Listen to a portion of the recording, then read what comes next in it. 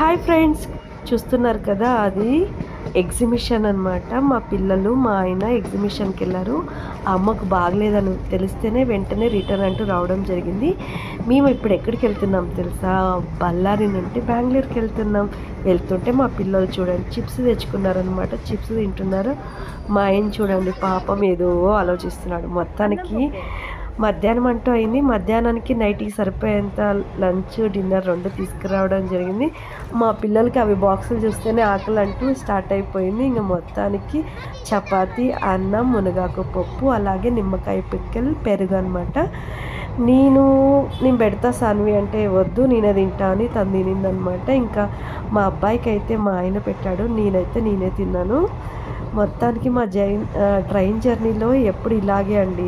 మేము ఎక్కడికెళ్ళినా కూడా బాక్స్ కట్టుకొని వెళ్తాం. టీ, కాఫీ అలాంటిది మేము కొనుక్కొని తాగామనమాట. ఆల్మోస్ట్ ఇలా ఫ్లాస్క్‌లో పోసుకొని వెళ్తాము. ఒక 2, 3 టైమ్స్‌కి అయ్యేంత ఫ్లాస్క్‌లో పోసుకొని వెళ్తామనమాట.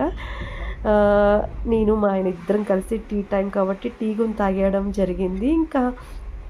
ఇంకేంటి తర్వాత అంటారా? టీ తర్వాత మా ఇంటి నుండి గోరుచిక్కుడు తీసుకొని వచ్చాననమాట. ఇంక వచ్చేటప్పుడు ఆ గోరుచిక్కుడు ఒలుచుకుంటూ, రీల్స్ చేసుకుంటూ మా ట్రైన్ జర్నీ అలా స్టార్ట్ అయిపోయింది. లాస్ట్‌కి తాత వచ్చారనమాట.